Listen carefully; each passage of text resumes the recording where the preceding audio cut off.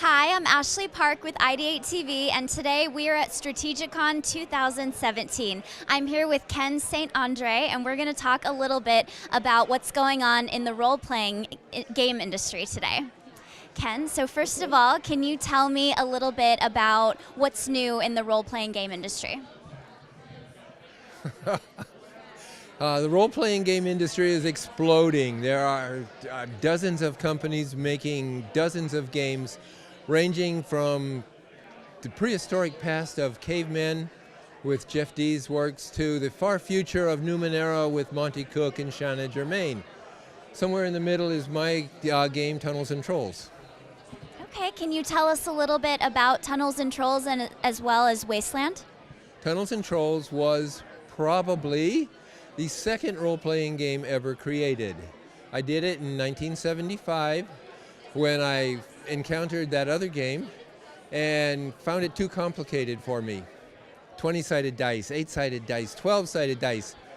Nobody had ever seen these things in Phoenix in 1975. I said, I will make a game that I can play.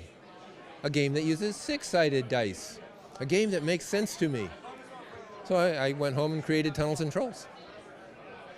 And how about Wasteland? Wasteland is a game by Interplay and Electronic Arts. It came out in 1988. We started working on it in 1986.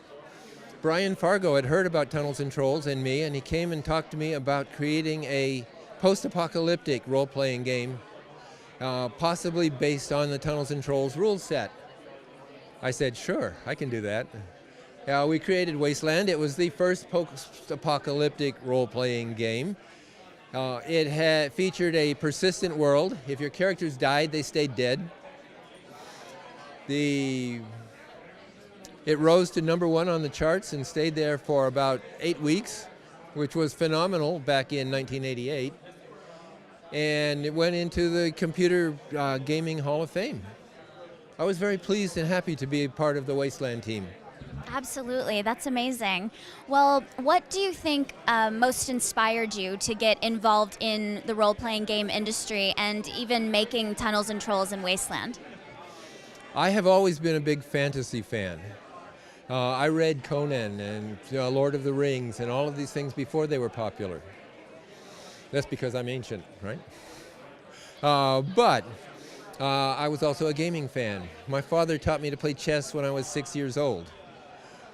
When I started hearing about Dungeons and Dragons for the first time, I said, fantasy, gaming, this is something I should be doing. When I finally saw a copy and couldn't understand it, I said, what a wonderful idea. What a terrible way to do it. I will make a game I can play. And then my friends liked my game and it sort of took off, and the rest is history. It's really amazing. Well, before we started talking on camera, you had mentioned that there's something really exciting and new going on with Tunnels and Trolls in terms of getting an app and that sort of thing. Can you talk a little bit about that? I could. Let me grab my prop. There is a company called MetaArcade.com located in Seattle that came to us last year and said, Ken, we would like to use your Tunnels and Trolls game as the basis of a new electronic app that would allow people to play fantasy role-playing games in the style of the choose-your-own-adventure books or the fighting fantasy books. And we'll do a Tunnels and Trolls application for smartphones and for Apples and for tablets. And we will also make an adventure creator so that people can make their own games in the same style. And we will we will give them libraries of art and sound and help them set it up on the app stores. And they have done this thing. It's called, the Tunnels and Trolls Adventures. It's available at your Apple App Store or at the Google App Store. It's been out for about a year. It's still in a very early version. There's a free adventure every week that comes from the old Tunnels and Trolls stuff that you can see on the table in front of you. And many of them are done by me. So I'm excited about it. That is very exciting. It's really cool to see everything actually coming to apps and being able to use technology in such a cool way.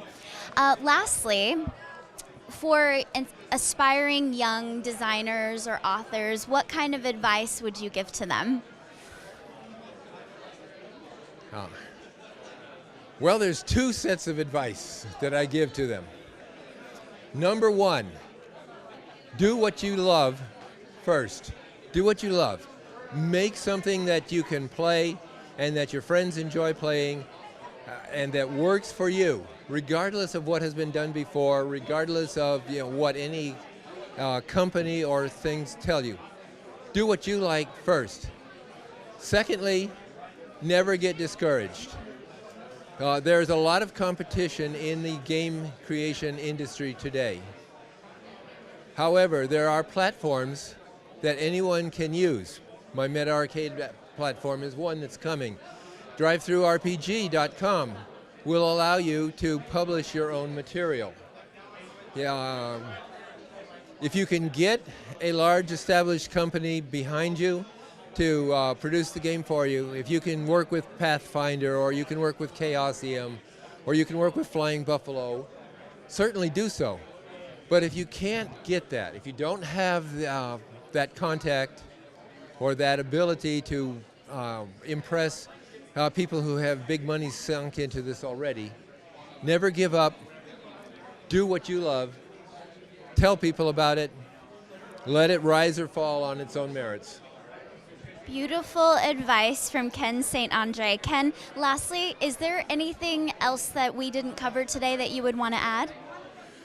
I'm so talkative. I'm so verbose. There are dozens of things I haven't been able to tell you in our short interview today.